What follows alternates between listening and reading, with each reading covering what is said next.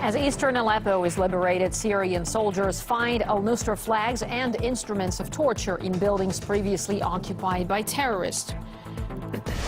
I mean, I haven't seen every picture coming out of Aleppo, but I haven't seen, honestly say, I haven't seen any dancing in the streets. The U.S. State Department dismisses evidence of Aleppo civilians celebrating the liberation, instead deciding to cite Western media reports of alleged massacres and even genocide there. NRT speaks exclusively to President Bashar Assad about the liberation of Aleppo.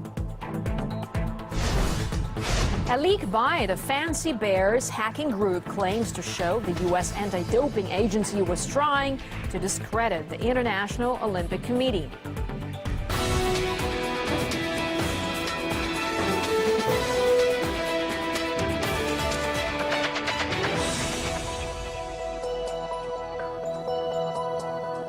You're watching RT International live from Moscow. I'm Marina Joshi.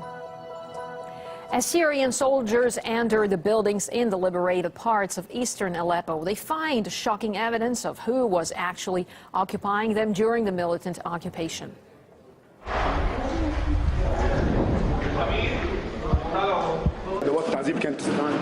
This is one of the methods of torture that was used by the militants. When we came here and liberated this residential block, civilians were sitting here in the prisons. We released them.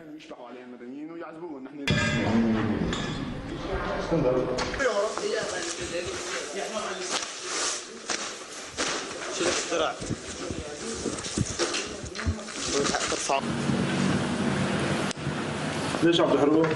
لأني هذا ما علمنا. Russia's Reconciliation Center says one more district has been liberated by the Syrian army, reducing the amount of territory held by the militants to 2.5 square kilometers. Tuesday night saw a lull in the fighting amid reports that government forces and militants had reached a deal allowing the remaining opposition fighters to withdraw with their families and light weapons early the next day. However, by the morning, the sounds of war raged again, according to the Reconciliation Center. The militants attacked a corridor that had been set up for them to leave via. Our Washington correspondent Gainich Chikan heard reaction to the developments in Aleppo from the U.S. State Department. The State Department has a pretty one-dimensional view of what's happening in Eastern Aleppo. Its spokesman John Kirby confirmed it today when asked if he saw reports of people cheering in Eastern Aleppo as the Syrian government was retaking control of that part of the city. You know, there are all these reports about atrocities and so on, and I'm not in any way questioning their possible credibility. But also, I saw other reports where people are jubilant, they're happy to see the army command, they're going to the western side where they can get, you know, medicine and food and so on and all these things. So it is not all just one dimension, kind of. Would you agree with that? No, I don't, Saeed. I mean, I haven't seen every picture coming out of Aleppo, but I haven't seen, honestly, Saeed, I haven't seen any dancing in the streets.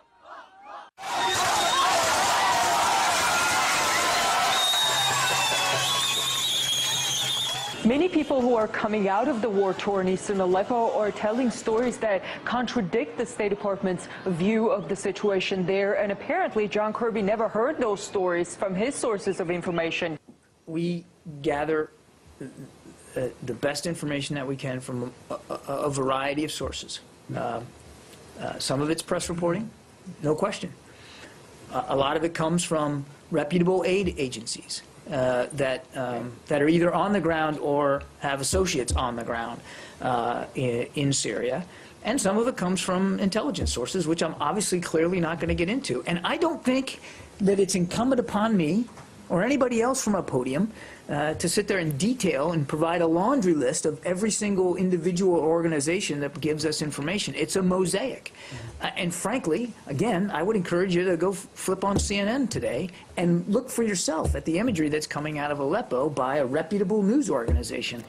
Well, we took up Mr. Kirby's advice and looked into the coverage of Aleppo by respected Western media outlets. And here is Murad Gazdiyev with more.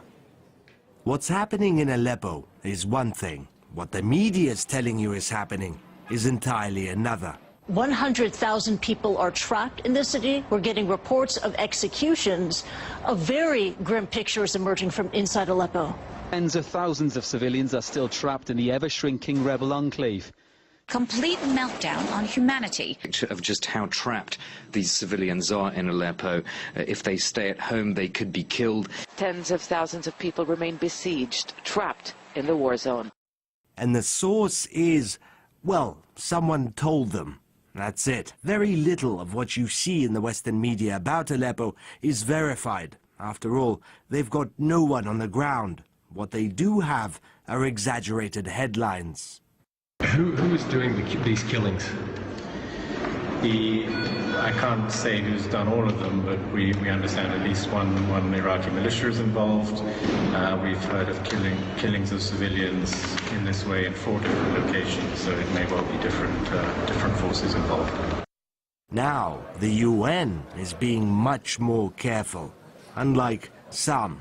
Just look at this. They appear to be saying there are 100,000 civilians packed into 3 square kilometers. That would have made the part of Aleppo still held by rebels the most densely populated area on the planet. Do you buy that?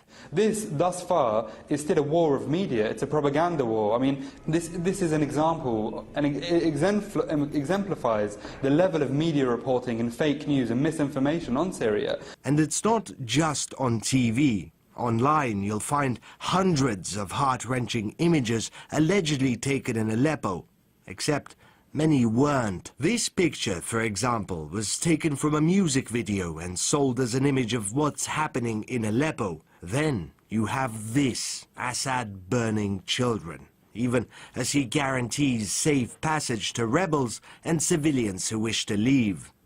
It's been 4 long years for Aleppo. The shelling, shooting and killing lasted for 1,609 days. Now, it's all but over. But if you listen to the mainstream media, well, that's a bad thing. Morad Gazdiev, RT. The fake news reports from Aleppo have been stirring emotions at the latest UN Security Council meeting, with diplomats echoing various claims. This is a dark day for the people of Aleppo, surely the darkest of the past 5 years. Assad's forces, propped up by Russia and Iran, have once again redefined horror. They have gone from siege to slaughter. Up to 100 children are reportedly trapped right now in a building under heavy fire. Terrorists, clearly. Young children, they must be terrorists. Because everybody being executed, everybody being barrel bombed, everybody who's been chlorine attacked, you're going to be told they're all terrorists. Our correspondent Lizzie Phelan is in Aleppo, and she gauged reaction from locals to the claims of genocide and massacres taking place in the city.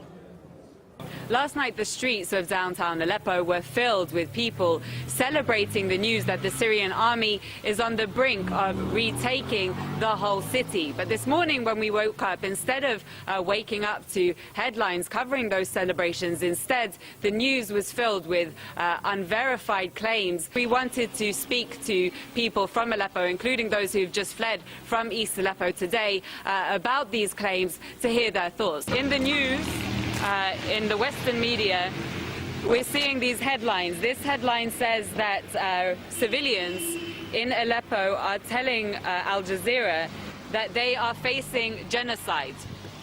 How do you react to these reports? This is not true. Most people are happy now that the situation has changed. We want life to become stable again. Everything is fine here. No one is killing us. This situation is improving. If there was bloodshed, you would not see me here with my children. I took them and my entire family here with me. We have returned home. Look, here's my daughter sleeping and nothing is bothering her. No one is harming us now. I do not agree with the Western media.